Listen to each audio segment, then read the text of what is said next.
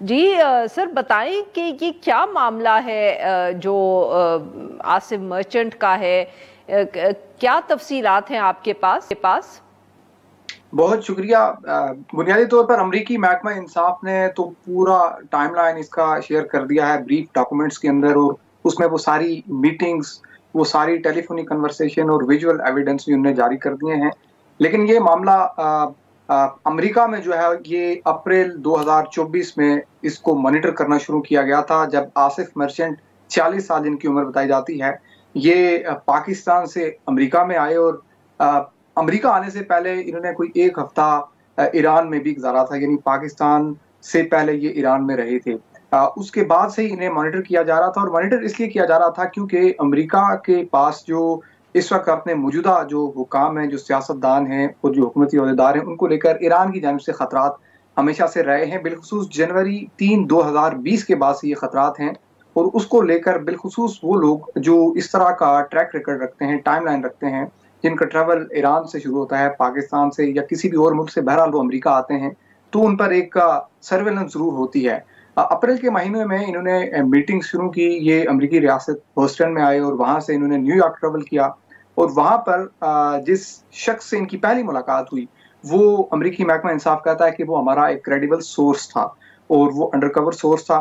सही। उस शख्स के साथ इन्होंने ये सारा मामला डिस्कस किया कि इन्हें मजीद, क्योंकि ये मामला काफी बड़ा है, इन्हें मजीद लोग चाहिए, तो इन्होंने मजीद उजरती कातिल जो है वो हायर करने के लिए उस शख्स के साथ बातचीत की। और ये सारा मामला ऑब्वियसली के अमरीकी महकमा जो दाखिला है, आप कह लें होमलैंड सिक्योरिटी, और फिर फेडरल ब्यूरो ऑफ इन्वेस्टिगेशन है, और जो सीक्रेट सर्विस है, इन सब के इल्म में आ चुका था। मॉनिटरिंग होती रही, और जून के महीने में एग्जैक्टली न्यूयॉर्क में एक और मीटिंग होती है, जहां ये $5000 इन एडवांस जो है वो अपने इन लोगों को, इस टीम को हैंड ओवर करते हैं, और ये तय करते हैं कि ये पाकिस्तान जाने के बाद इस मिशन पर काम किया जाए। क्योंकि 3 बुनियादी मकासद थे इनके इस जो अटेम्प्ट है उसमें।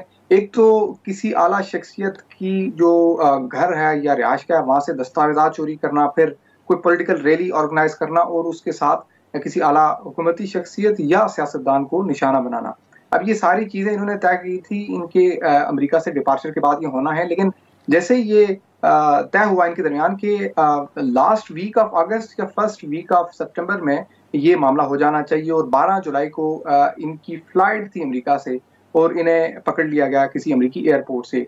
ये जानना यहाँ तो बहुत सर जरूरी। माफ करिएगा, मैं आपकी बात यहाँ काट रही हूँ, बट क्या कोई मोटिवेशन के हवाले से कोई तफसील सामने आई है कि मतलब कि इनको क्यों कोई दिलचस्पी थी, या ये क्यों चाहते थे कि किसी अमेरिकन सियासतदान को निशाना बनाया जाए? क्या सिर्फ पैसों की खातिर ये मुलव्वस थे, या कोई इनके भी नजरियाती कोई इसमें इंटरेस्ट था? इसमें जो सबसे जो इम्पोर्टेंट एस्पेक्ट अमरीकी महकमा इंसाफ की रिलीज बताती है, वो ये है कि ईरान के जनरल सुलेमानी जो है, जो उनकी कुछ फोर्स के चीफ थे, जब वो 3 जनवरी को मारे गए, उसके बाद से ईरान ने न सिर्फ तंजीमी सतह पर बल्कि इनफरादी हैसियत में भी वो लोग जो ईरानी रियासत के नजरियात के हामी हैं या उनके किसी भी लिहाज से मजहबी नजरियात के हामी हैं, उन लोगों को ये टास्क दे रखे हैं कि जो इन अहदाफ को पूरा करेगा, जाहिर है कि वो उसको रिवार्ड भी होगा और वो एक ड्यूटी भी सर अंजाम देगा। ये एक अमरीकी महकमा इंसाफ की रिलीज बताती है कि जनरल सुलेमानी की किलिंग के बाद जैसे साबिक अमरीकी secretary of state Mike Pompeo हैं, फिर साबिक अमरीकी सदर डोनाल्ड ट्रंप और साबिक अमरीकी सदर डोनाल्ड ट्रंप के नेशनल सिक्योरिटी एडवाइजर, ये 3 ऐसे लोग हैं जो कि बिल्कुल हाई प्रायोरिटी लिस्ट में है ईरान की तरफ से। और ये अमरीकी हुकाम जो है इनकी सिक्योरिटी पर भी बहुत ज़्यादा खर्च कर रहे हैं, और प्रायोरिटी यही थी कि वो इंडिविजुअल जो इस तरह की टाइमलाइन रखता है वो ऑलरेडी मोटिवेटेड है ईरानियन आइडियोलॉजी के साथ, उनकी पॉलिटिक्स के साथ, और यूनाइटेड स्टेट्स के अंदर उनके जो गोल्स हैं उनको अचीव करने के लिए। तो ये एक महकमा इंसाफ की अपनी रिलीज ये बताती है।